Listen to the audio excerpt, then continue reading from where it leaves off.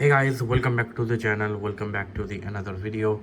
In today's video, I'm going to talk about iOS 18.1 developer beta 6 slash public beta 3. So this update is out for almost 5 days now, and in this video I want to talk about how the 5 days went, what was the battery life, how is devices performing, and what we can expect next. So this video is divided into three different sections. In first section I will talk about the battery life, in second section I will talk about the performance, and in the last section I will talk about that what we can expect to see next in upcoming days. So let's begin and let's talk about starting with very first thing is again definitely the battery life. So going into the settings over here and going into the battery section, so I'm using 18.1 from last 5 days almost, and since I'm charging my device on this, so it is slow charge, it's 7.5 when wireless charging. That is why this is a slow charging indicator over here. As you can see, a nice little update also available in the iOS 18. Now let's talk about the last 10 days over here.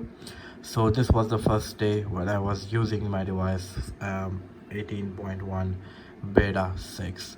So over here, as you can see, I used my phone for around 75% according to this graph, as you can see, and the screen on time is 7 hours over here. If I go and let's see what the apps I use the most: Netflix 1 hour 15 minute, YouTube 1 hour 3 minute, Threads for a while, Instagram for a while, and some other applications.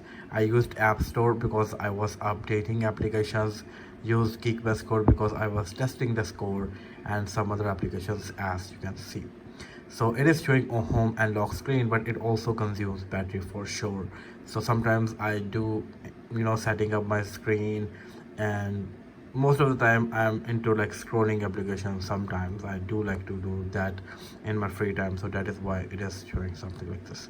If I go to the next day where I use my phone a lot, by the way, as you can see the graph, I used around, or see, as you can see, I used around 105% or 110% the very next day, as you can see.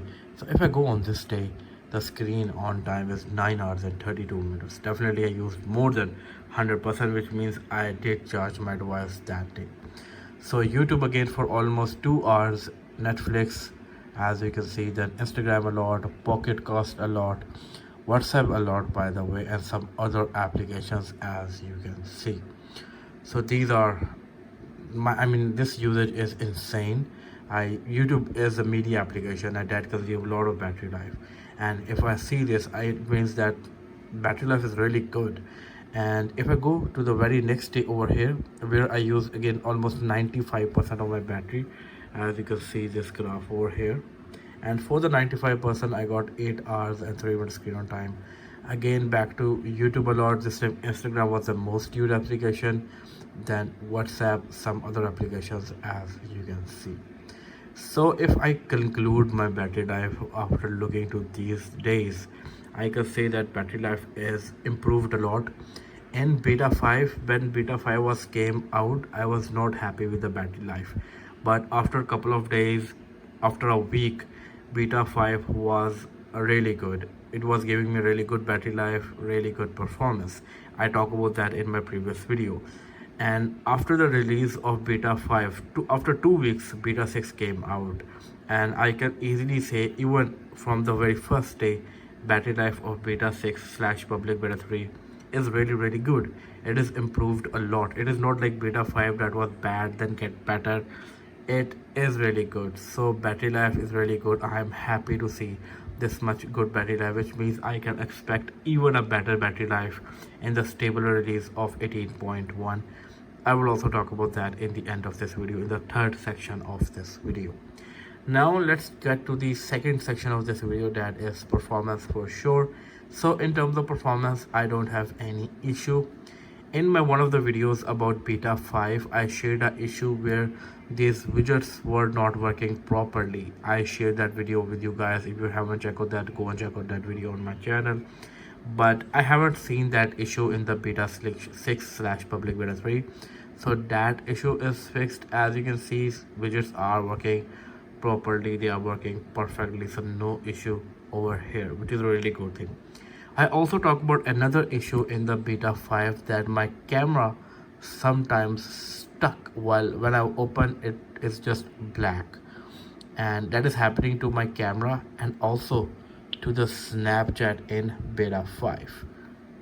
As you can see, it took a time to open, there was a small lag, but in beta 6 camera is working perfectly fine. I haven't seen that issue, but yesterday I see that in Snapchat, when I open Snapchat, it stuck for a while and it took a while to open. I have to delete it from the recent apps, and then it opened.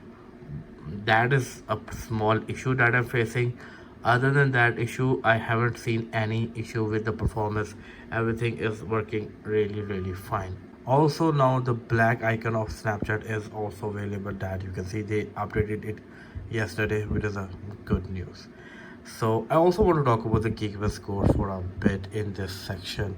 So I will go to the Geekbench application over here, CPU history over here.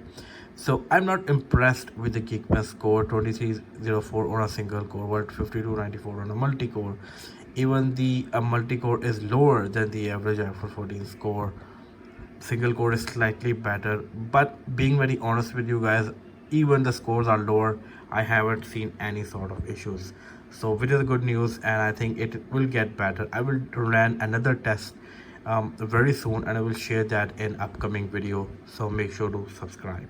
So this is so far the Geekbench score. It is quite low, but I'm not having any sort of issues with the performance. Everything is working really fine. And now let's move to the third section of this video, that is going to be the last section of this video, and that is what we can expect next. So talking about what we can expect next, 18.1 beta 6 came out on 7th of October. I made a video about this, then I'm expecting to see beta 7 over here and RC over here, then the final release over here. And on the threads beta profile official page, shout.them @beta profiles, they shared this expected roadmap where they are expecting to see beta 7 on 14 to 16. Beta 7 also means public beta 4, release candidate on 21 to 23, and the final release on 28th of October.